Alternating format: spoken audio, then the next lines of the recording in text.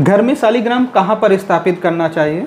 घर में शालिग्राम आप अपने मंदिर में रखिए। देखिए, तुलसा जी में जो शालिग्राम ज़्यादातर रखा जाता है वो लड्डू गोपाल शालिग्राम होता है कि तुलसा के पौधे में आप रख सकते हैं, या फिर जो ये सुदर्शन शालिग्राम आप देख रहे हो ये आप तुलसा पौधे में रख सकते हैं। बाकी फिर जो अलग अलग रूप में शालिग्राम आते हैं, जैसे कि बड़े विग्रह रूप में या कोई अवतार के रूप में बड़े शालिग्राम, तो उनको लिए आपको पूरा एक आसन तैयार करना पड़ेगा, आपके मंदिर में एक जगह उनको देनी पड़ेगी और उनकी नित्य पूजा और कर्म करने पड़ेंगे। शालिग्राम की पूजा करने की विधि कुछ अलग होती है या सेम वैसा ही? देखिए, शालिग्राम जो है वो विग्रह रूप है नारायण का, तो नारायण की जैसे हम पूजा करते हैं, विष्णु जी की जैसे हम पूजा करते हैं, उनके जिस रूप को हम पूज रहे हैं, जिस रूप की प्रतिमा हम लेके आए हैं, उस रूप की जैसे पूजा की जाएगी वैसे ही शालिग्राम की पूजा की जाएगी। इसमें कोई नियम या कोई अलग से कुछ फॉलो नहीं करना।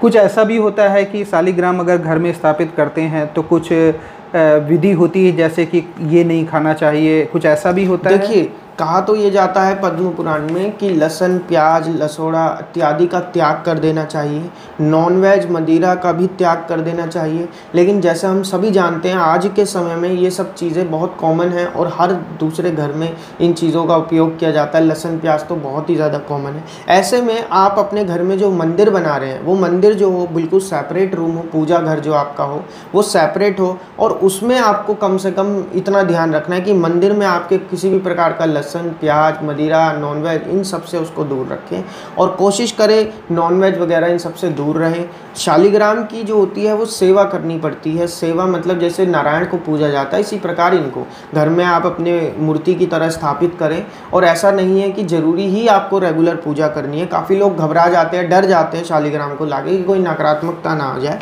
कि हमने इनकी रेगुलर पूजा नहीं करी या हमने घर में लहसुन प्याज लिया है। तो ऐसा घबराने की बात नहीं है, ये भी नारायण का विग्रह रूप है। पद्म पुराण में लिखा है, विष्णु पुराण में लिखा है। इनकी पूजा भी आप जैसे नारायण को पूजते हैं, कृष्ण को पूजते हैं, लड्डू गोपाल जी को पूजा करते हैं, उसी प्रकार इनकी पूजा आप कर सकते हैं।